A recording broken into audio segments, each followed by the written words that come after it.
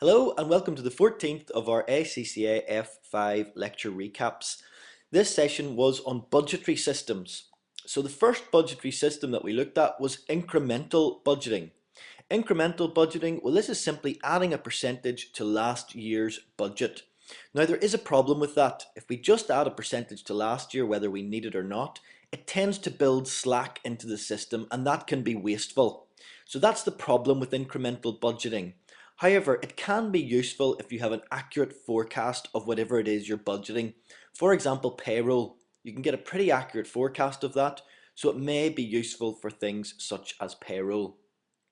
A fixed budget then, well, if we're talking about a fixed budget, it's kept at the same level. Now this will only be useful for long-term planning as a broad planning tool.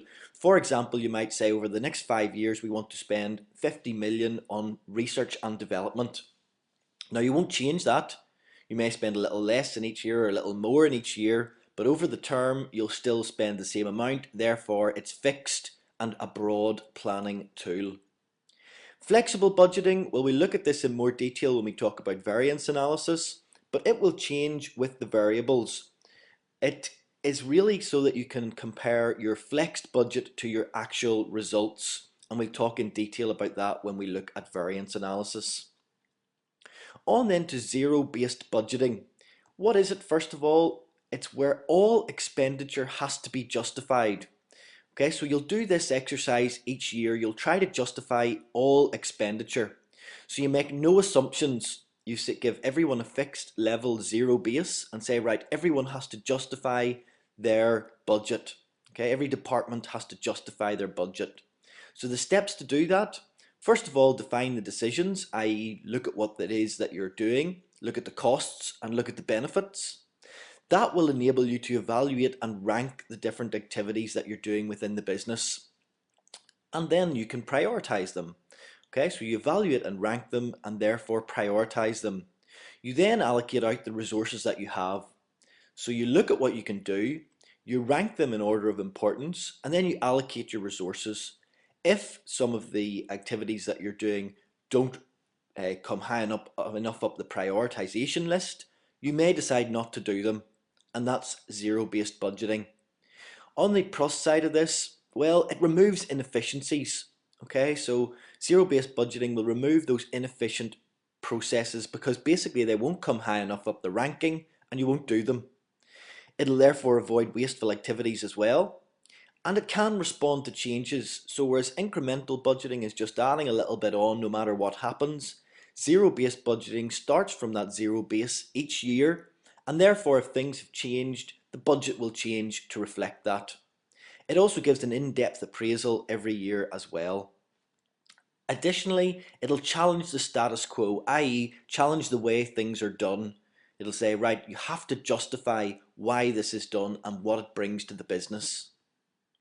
On the downside, well, time and cost, like any of these things, it's going to take time and it's going to cost money to do it.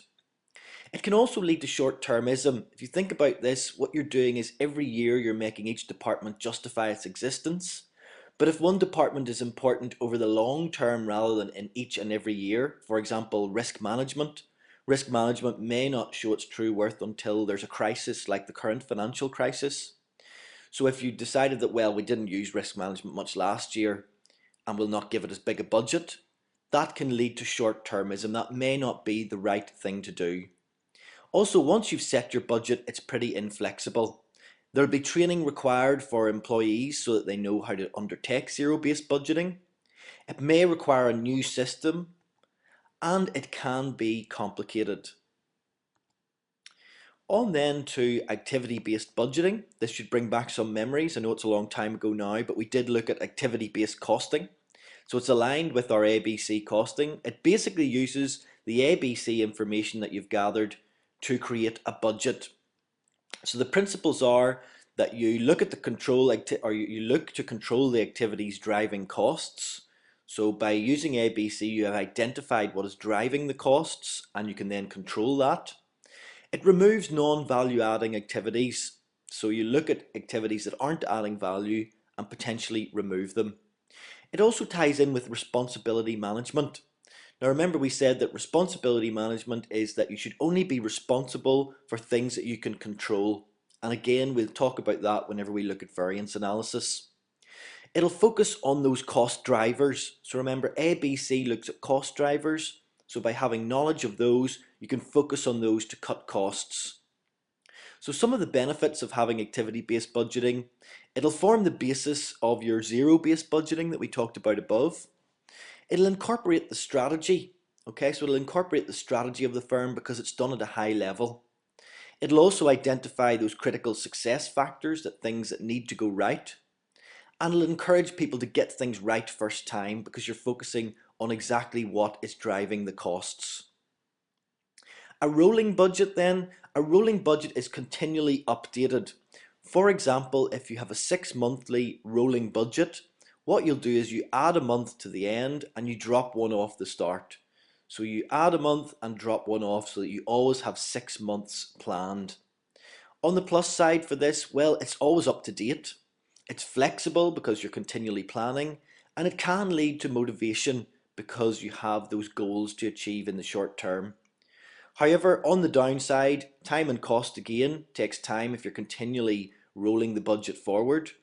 Managers may become disinterested because they're continually having to adhere to a budget that moves.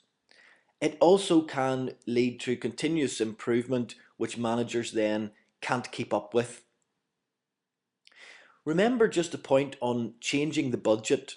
If you're intending to change the budget within a business, you need to remember that employees may be reluctant to change. They may be happy with the way things are. Managers may lose control and may not appreciate that. You'll also need to put training in for the new budget system, and it will cost money and take time to do. So that was our session on budgetary systems.